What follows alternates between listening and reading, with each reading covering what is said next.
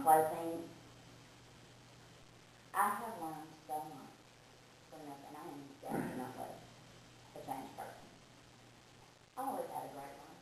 I mean, pretty much about as Beaver as you can imagine. Great family, great. It's just been, it just hasn't, it's just been, I guess, calming.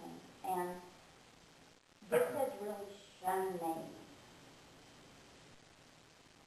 something up close, not in a meeting, but something right here in my hand. And it's also something I like about patience. About a year before my child's closet ever came about, I started praying. And I had my little agreement with Don, but every day I was going to pray, give me something. Because, you know, I like instant gratification. Use me, I have a lot of energy, I'm strong, give me something to do, and I'll do it. You know, so every day, give me something, you know, use me some kind of way. So I started kind of getting more involved in all things, and I thought, well, maybe that's it. Maybe I'm just supposed to have my hands in everybody's business with all things, and run around and do that. Well, I do that, and I enjoy that. And I like it, but it just wasn't, that wasn't it. That wasn't, I guess, what I was talking about. But then, so I would continue every day praying, and then I don't know if y'all know, she just passed away, the homeless lady that was always around, homeless, Miss Kathy. Well, I thought that's it. Miss Kathy is what I'm supposed to do. She would see me coming and just turn her head and just say, go away, Sally. And I'm like, well, you know, I'm not going to, so just tell me what you want when I walk in the pig, because I'm coming out with something, so you might as well tell me what you need. And I just harassed her enough, you know, until she got away. But even then, I knew that wasn't it. And I made Mark turn around on the interstate before, because we had to go get somebody some food because they were under the bridge. And I thought, really?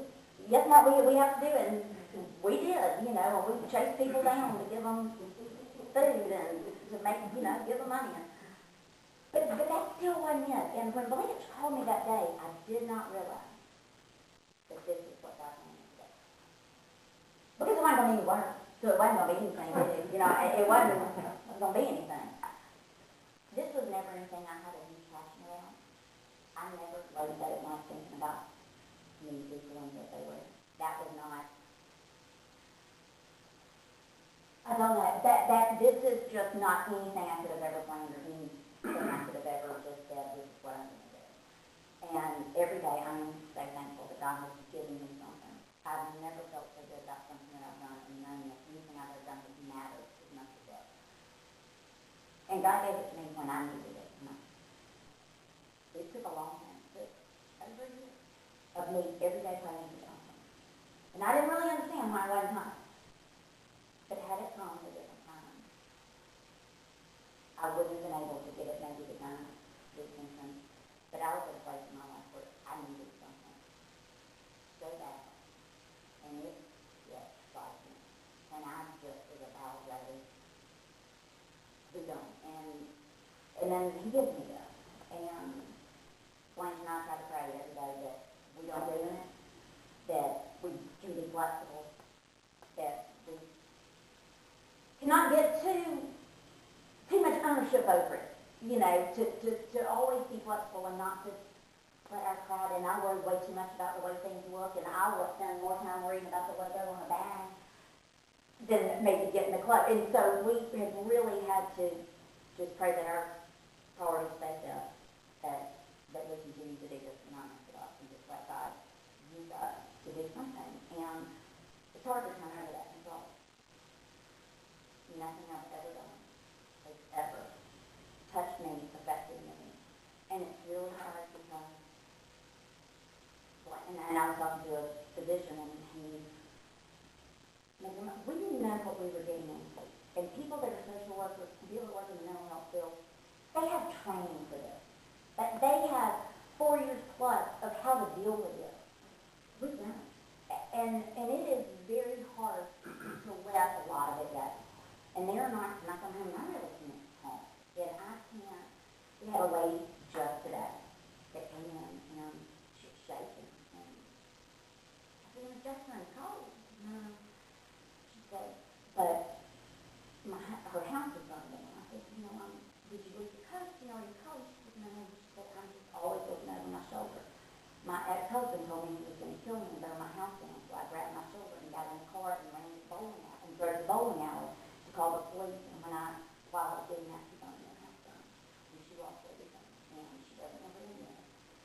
she's not only scared, she lost everything. Her children have the clothes they have on their back, right down, I mean, everything. So, we, looked at her, and she just said she can't sleep at night, she never knows what's going on, she's going to do anything, what she's going to take away from her house. And it's hard to leave there and not think about that, or think about the grandmothers that we have so many grandmothers that their children get put in jail or done in jail for something, and they overnight, these grandmothers on fixed income, overnight, get 6 children who need uniform and need clothes, who have nothing, and they get no money from the state because they're a relative. And they can barely take care of themselves, but they will be using it to keep these children together and out of foster care. And they come and they cry with us, and they are excited with us, and they see. But it is, if anybody's ever interested in coming to see it, you are welcome to come down here anytime. I know that young thing that, Nancy, you seen it?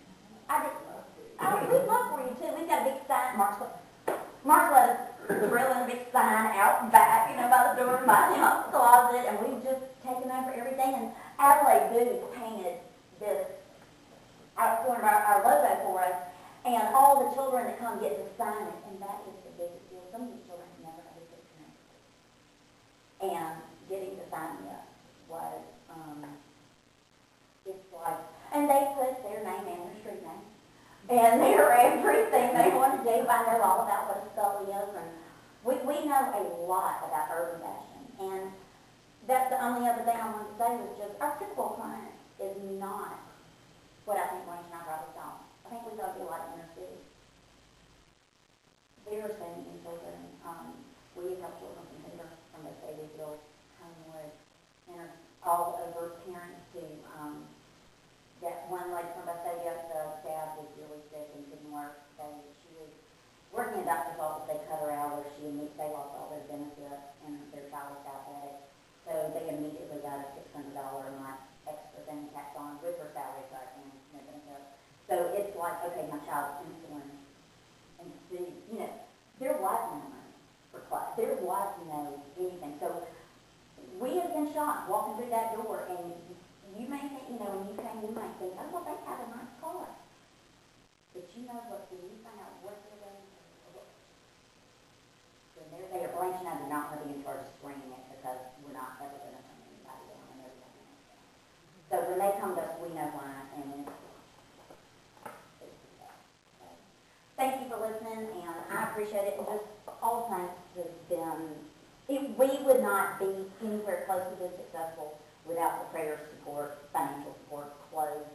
All Saints and All Saints Preschool,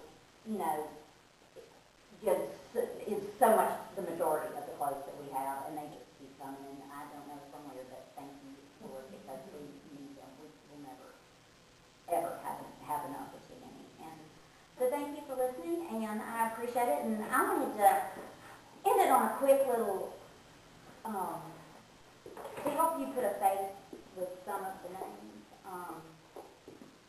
And it's really funny, a lot of our clients bring us back clothes. They want to give back. And they want to say, my child does have some clothes they got for him. Would you take it?